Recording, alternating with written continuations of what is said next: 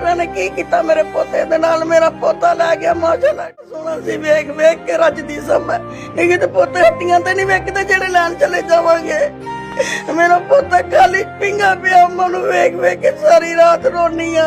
ਮੈਂ ਆਪਣੇ ਪੁੱਤਰ ਨੂੰ ਚੁੱਪ ਕਰਾਨੀ, ਕਦੀ ਮੈਂ ਆਪਣੀ ਧੀ ਨੂੰ ਚੁੱਪ ਕਰਾਨੀ ਆ। ਸਾਡਾ ਕੋਈ ਨਹੀਂ ਸੁਣਨ ਵਾਲਾ, ਸਾਡਾ ਕੋਈ ਨਹੀਂ ਸੁਣਨ ਵਾਲਾ। ਅੱਲਾ ਦੇ ਵਾਸਤੇ ਸਾਡੀ ਫਰਿਆਦ ਸੁਣੋ, और साडी फरियाद सुनो। असीं बड़े माड़े बंदे असीं बड़े माड़े बंदे खुदा दा नाम है। मेरे बच्चे ते रहम करो। चलो मेरा बच्चा तो चला गया और दूसरे भी साडे बच्चे ने और साडी कौम अज छोटे छोटे ने कल वड्डे होणगे। जरा हॉस्पिटल वाले नाल जाके करो, किन्ने ही बच्चे मर जांदे ने।